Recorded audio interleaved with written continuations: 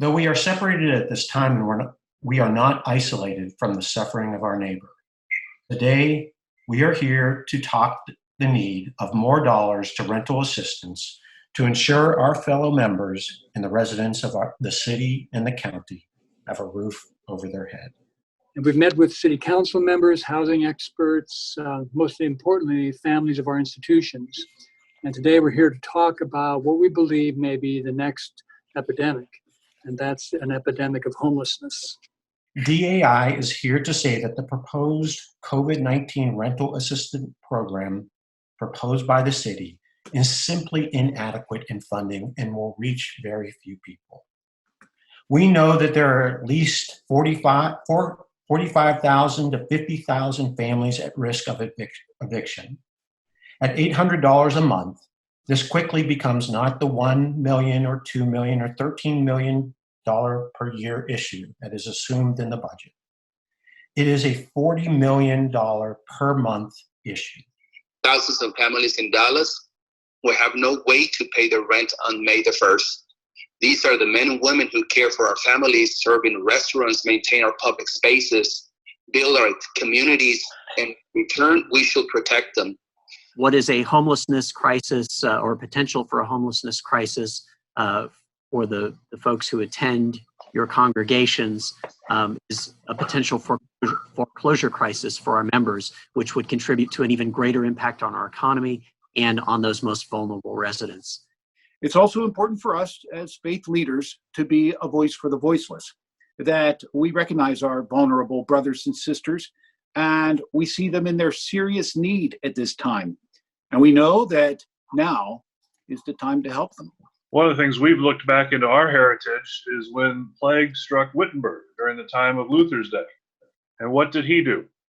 Well, what did he do is he implored the faithful to be wise servants of their neighbors, to respect medical science and advice, to pray, and to act on behalf of our neighbors. And that's what we're doing today.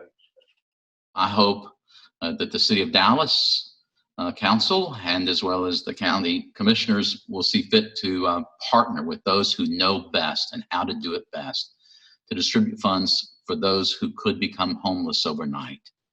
For children to be in our street, for their moms and fathers to be with them, seeing them beg, is not the people we want to be.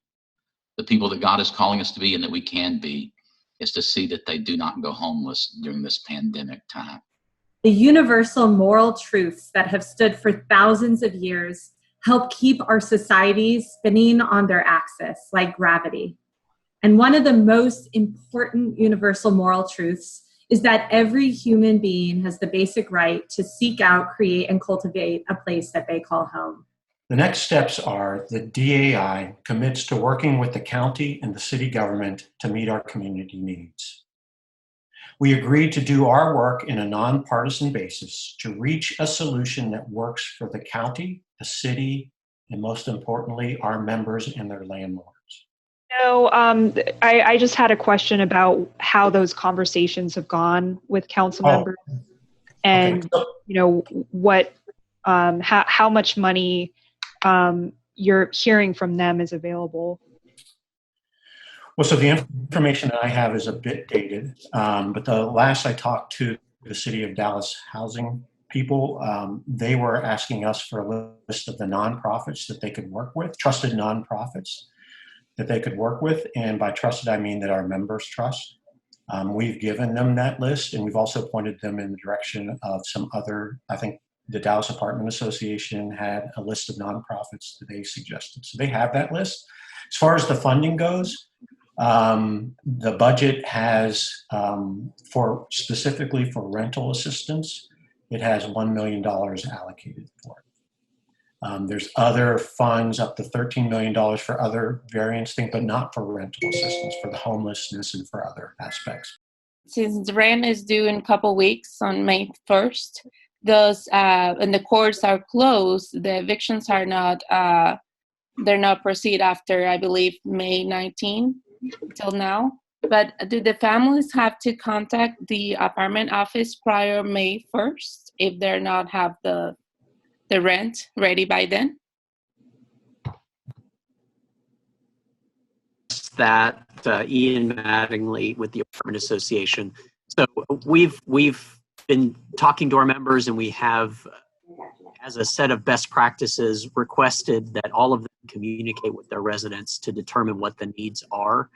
Unfortunately, there is a patchwork of programs across the city, county, state, and federal legislation and executive orders that make it somewhat confusing for our residents. And so we feel like the best way for them to get the information about what programs and assistance is available is to contact their rental housing owner or operator and have those conversations.